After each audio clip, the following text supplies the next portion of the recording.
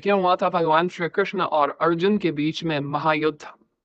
धनुर्धर अर्जुन और भगवान श्री कृष्ण जो कभी साथ मिलकर महाभारत का युद्ध लड़े थे, एक दूसरे के खिलाफ आमने सामने खड़े हुए थे। क्यों? सुदर्शन चक्र और पाशुपतास्त्र के टकराने से पहले क्या कोई इस महायुद्ध को रोक पाएगा?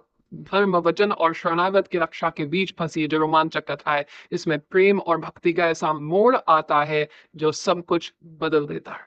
नमस्ते। महाभारत के युद्ध के बाद की एक कथा है जिसमें भगवान श्री कृष्ण और अर्जुन के बीच में महायुद्ध हुआ था।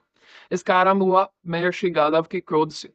एक दिन महर्षि गालव जो थे पाताल में सूर्यदेव को जल अर्पित कर रहे थे और तभी गंधर्व चित्रसेन ने गलती से उनके जल में थूक दिया। इस अपमान से क्रोधित होकर महर्षि ने श्री कृष्ण के पास जाकर न्याय की याचना की। भगवान श्री कृष्ण ने महर्षि के क्रोध को शांत करने के लिए 24 घंटे के भीतर चित्रसेन का वध करने का वचन दे दिया। ऊपर जैसे ही नारद मुनि को जानकारी मिली तो चित्रसेन के पास पहुंचे और उसे भगवान श्री कृष्ण के प्रकोप के बारे में बताया। चित्रसेन जो था वो डर गया, भयभीत हो गया और अपने प्राणों की रक्षा के लिए तीनों लोकों में शरण मांगने लगा, लेकिन कोई भी उसे शरण नहीं दे सका। आखिरकार फिर से वो नारद जी के पास लौट आया और उनसे कहा कि मेरी रक्षा कीजिए, रक्षा की विनती करने लगा। नारद मुनि ने दया करके चित्रसेन को एक उपाय बताया। उन्होंने कहा कि वो अपनी पत्नी और अपने परिवार के साथ आधी रात को यमुना के किनारे जाकर के विलाप करे। एक स्त्री वहां पर आएगी और वो उसकी सहायता का प्रण लेगी। चित्रसेन ने ठीक वैसा ही किया जैसा नारद जी ने बताया था। नारद जी ने इसके बाद भगवान श्री कृष्ण की बहन और अर्जुन की पत्नी सुभद्रा के पास जाकर उन्हें बताया कि आज की रात यमुना जी में स्नान करने से अक्षय पुण्य आपको मिलेगा। सुभद्रा जी रात्रि में अपनी दो सखियों के साथ यमुना के किनारे स्नान करने गई, जहां उन्होंने चित्रसेन और उसके परिवार को विलाप करते देखा। उन्होंने उनसे दुख का कारण पूछा, लेकिन चित्रसेन ने तब तक कुछ नहीं बताया जब तक कि सुभद्रा जी ने उनकी सहायता का प्रण नहीं ले लिया।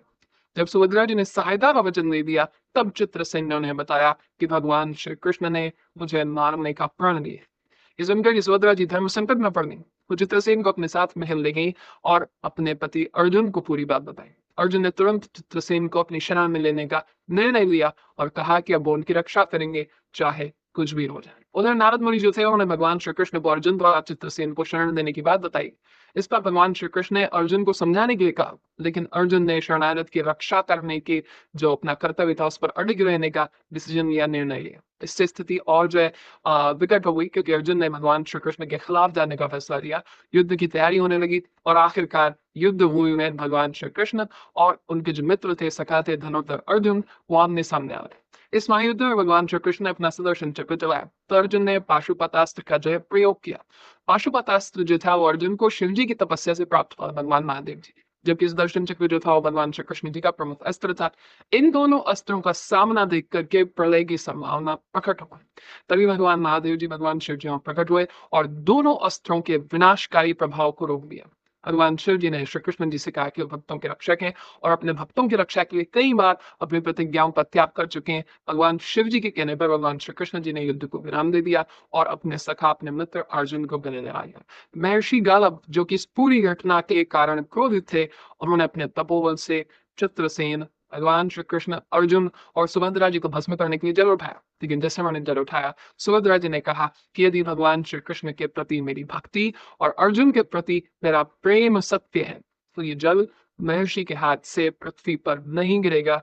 और ऐसा ही हुआ, वो जो जल था वो पृथ्वी पर नहीं गिरा। महर्षि गालव ने स्वयं पुनर्जित महसूस किया, भगवान श्री कृष्ण जी को प्रणाम किया और अपने स्थान पर लौट गए। ये जो महायुद्ध था इस प्रकार बिना किसी विनाश के समाप्त हो गया और अर्जुन और भगवान श्री कृष्ण के बीच का जो संघर्ष था उसका समाधान हुआ प्रेम और भक्ति के बल पर। हमारे इस महाभारत